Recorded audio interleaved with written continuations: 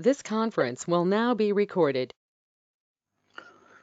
So this video I am discussing about it is a shadow file.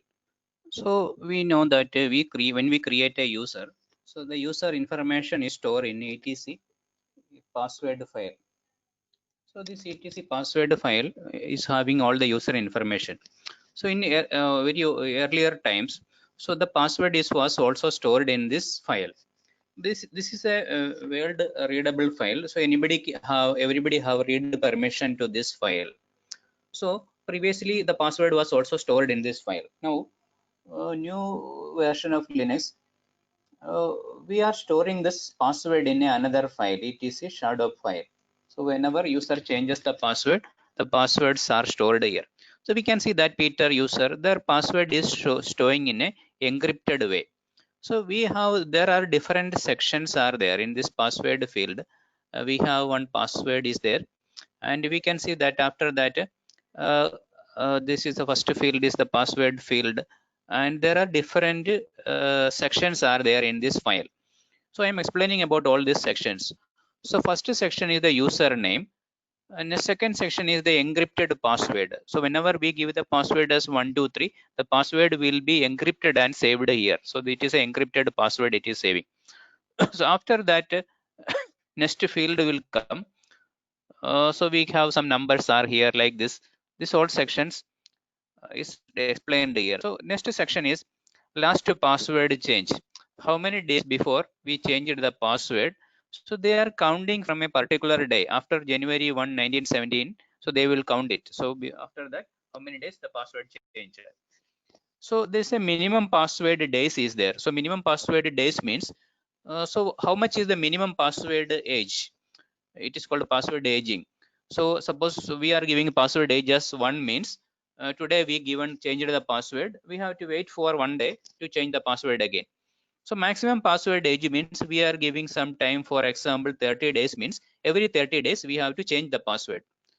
So warning means the password is we are giving 30 days as a password expiry date means we can give a warning days as 5 days. So before 5 days it will be giving warning message. So inactive we are giving some days, 7 days means even if the password is expired also they will give some time for still for logging. So you can give some expiry date for the account password, that is also we can directly give from here. So these all options we are giving in this etc shadow file. And now in the shadow password we can see when we check the password file, so the term users password, so this is the one section, one field. So see, this much is the another section. So there are different sections are there. So what is this each section means? I am explaining. The first section, this number is indicating $1 is what is the algorithm we are using, password encryption algorithm, hashing algorithm. So this if it is showing 6 means it is coming as 6 means it is showing SHA-15. That is the hashing algorithm we are using. And this is the salt value we are using. Salt value means it is a random value they are generating, and they will compare this with our password, this value. For example, Tom users password is 123, we will compare this with salt and password. So this is my salt value and they will compare with my password maybe 123, and after combining we will encrypt it and encrypt and store this.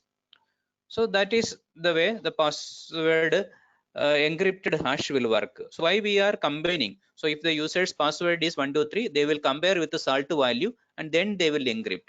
This salt value will change for each users.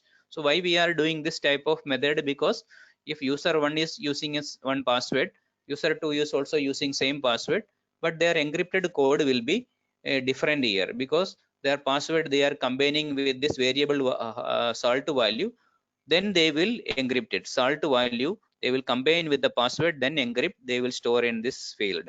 That is the way this encrypted password is storing.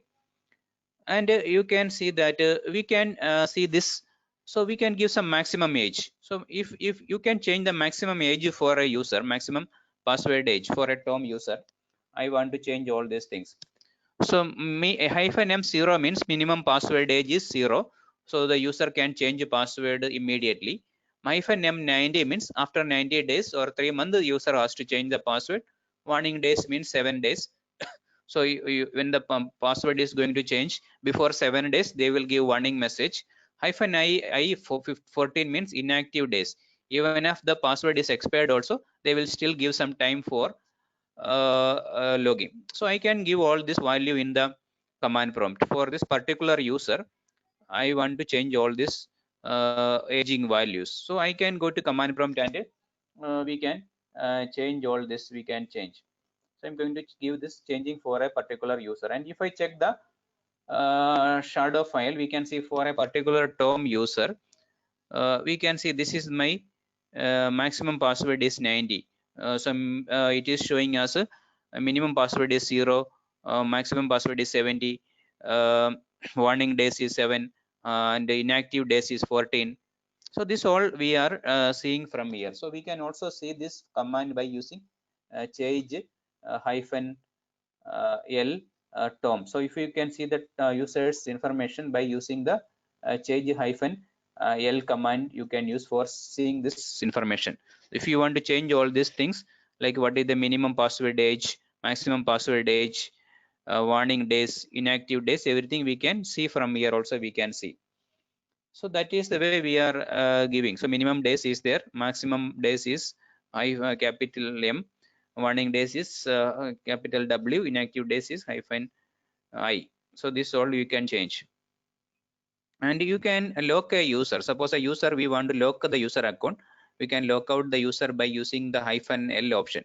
So one user account, we want to lock them, so we can give this command we can give. So I can give this command user mode sudo user mode hyphen L. I can give this command user mode hyphen L.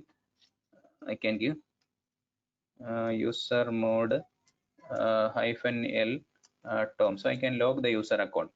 So I can yeah, I'm logging the user account. This currently when I do su hyphen Tom means the user cannot log in now. So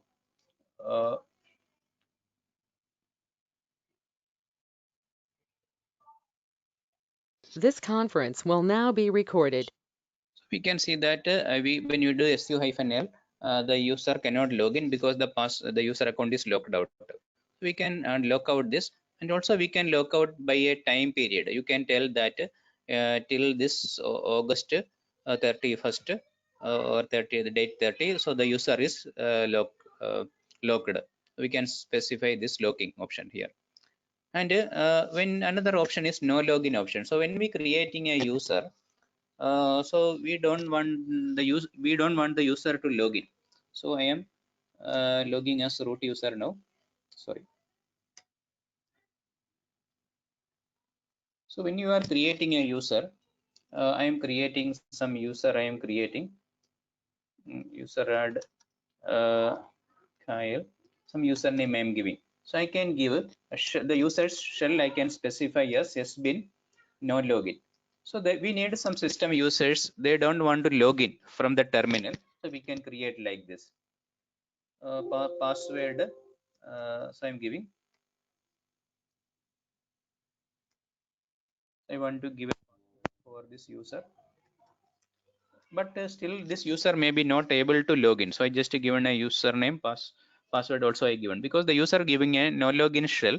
So now if I try to log in as su hyphen this username, we can see that this user will not be able to log in. So if I give the password also, it will not be able to log in. So no login. So there's a spelling mistake either, no login shell. So su hyphen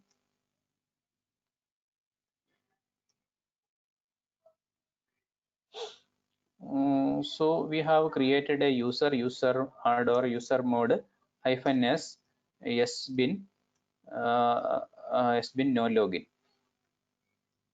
So the username is Mikhail. So you want to change it, we can change like this. The user's shell we are changing like this. So now we can check the etc password file. We can check here, and we can see this shell is showing here, no login shell. So now if I try to log in as that user, it cannot log in. So I'm giving su hyphen mi Mikhail user, and I give the password.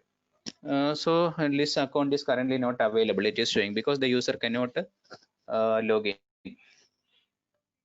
So That's all we are discussing. So mainly we are studying about etc shadow file.